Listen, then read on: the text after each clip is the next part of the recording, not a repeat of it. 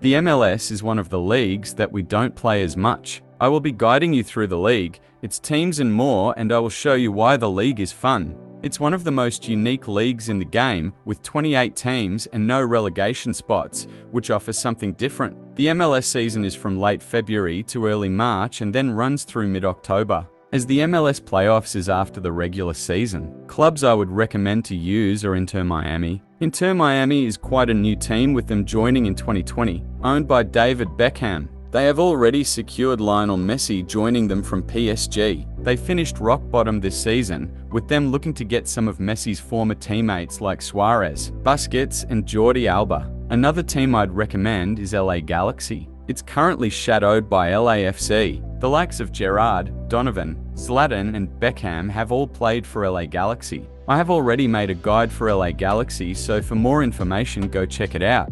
My final few suggestions are Seattle Sounders and Atlanta United. We will start with Atlanta. Atlanta have only joined the MLS 6 years ago in 2017, and they have smashed expectations since. They are in the top 10 most attended matches in MLS history, and it has been taken in the Mercedes-Benz Stadium, which is fully licensed in FIFA. In their first season they became third, and since then they haven't reached that level. Since then, they have kind of disappeared. You can try and bring them back to the top and maybe win their first MLS Cup. After Miguel Almiron left, their striker Martinez has been struggling to score goals. Can you find a predecessor for Almiron?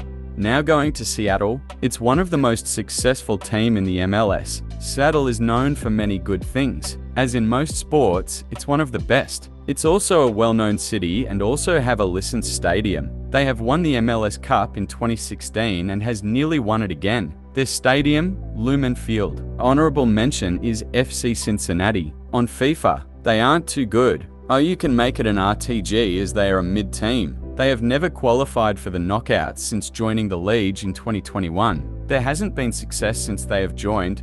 They are rivals with Columbus Crew. The hell is real derby. Each team has an equal chance of winning the MLS because all teams are based on having an even squad, with it changing nearly every season, which is quite impressive as it makes it balanced and unpredictable each season. The MLS has a licensed Leauge package. It also has 6 licensed stadiums. They are Dignity Health Sports Park, Red Bull Arena, Providence Park, Mercedes-Benz Stadium, Lumen Field,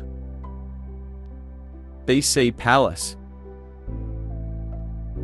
The MLS does something called a super draft, where each season there will be a draft of players. If you're doing really bad, you will get the best players, whereas if you're doing good, you will get the worst. So to replicate that, you will send scouts out for 9 months without looking until the end of the season. You should really look to send scouts to the United States, Canada and Mexico. You can also see scouts being sent to Argentina and Brazil. Players from the United Kingdom would also make sense, as you've seen the likes of Gareth Bale, Frank Lampard, Steven Gerrard and David Beckham play in the MLS. You can really get off with signing anyone you want. Everyone is technically realistic. If you do need a limit, players over 30 would be okay. But you do see some failed prospects join the MLS too. One example is Riqui Puig. Signings like Dele Alli and Jesse Lingard have been spoken of before. Donny van de Beek could have a loan spell here, maybe alongside a transfer out of contract. Firmino, or a shock transfer no one would have thought would happen,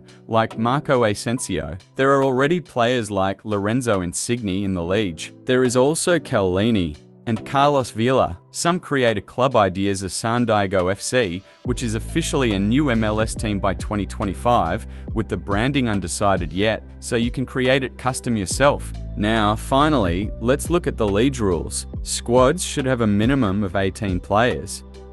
Keep the wages under 300,000. That isn't a rule, but it's really complicated as each player and its age has different limits. That's the simplest way. Super draft, which has been mentioned earlier. The international player rule. Island teams can trade them, and on average a team has maybe 8 to 10. So always try to limit yourself to 10 international players that don't have a green card. In conclusion, the MLS isn't a retirement league anymore, as they have a lot of youth not only from the States but also Canada and Latin America. South American players get sold for a lot more than what they were worth when they entered the league. That's all for the MLS guide. Let me know down in the comments what guide you would like to see next, please. Thanks for watching. Have a good day or night.